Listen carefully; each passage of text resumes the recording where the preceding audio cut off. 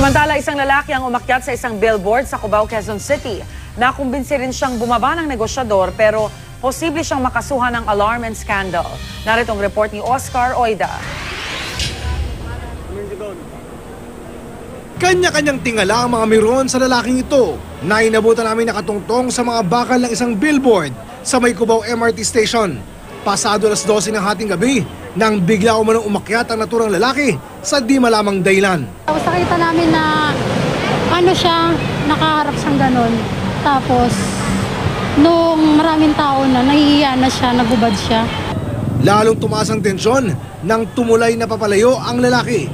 Sa pangambang handa itong lumundag anumang sandali, agad naglatag ng tinatawag na cushion bag ang mga bumbero. Ang mga negosyador naman mula sa hanay ng pulisya, di tinigilan ang pakikipag-usap sa lalaki hanggang sa tila mapagod ito at biglang umupo.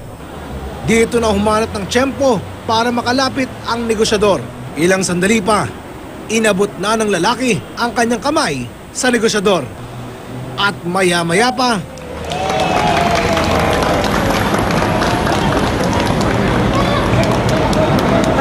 usa nang sumama bumaba ang lalaki.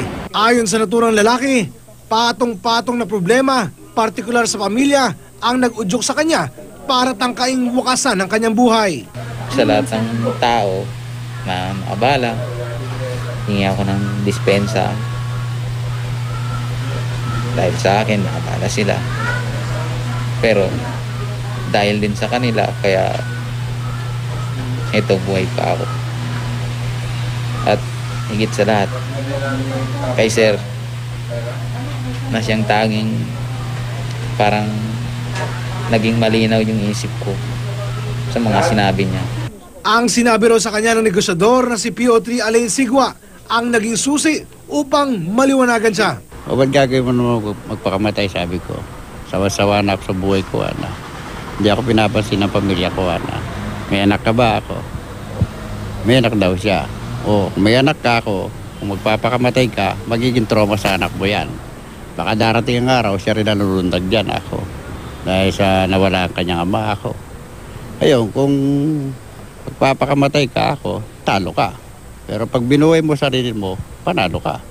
Nakatakdang sumailalim sa medical exam ang naturang lalaki at kung sakasakali, maaari raw siyang makasuhan ng alarm and scandal. Mag-isip-isip tayo, hindi naman porket nahihirapan tayo, gagawin na natin, kuhanin natin yung buhay natin.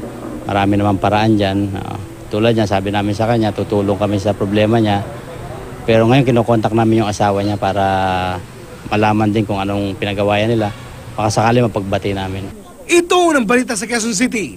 Oscar Oida reporting.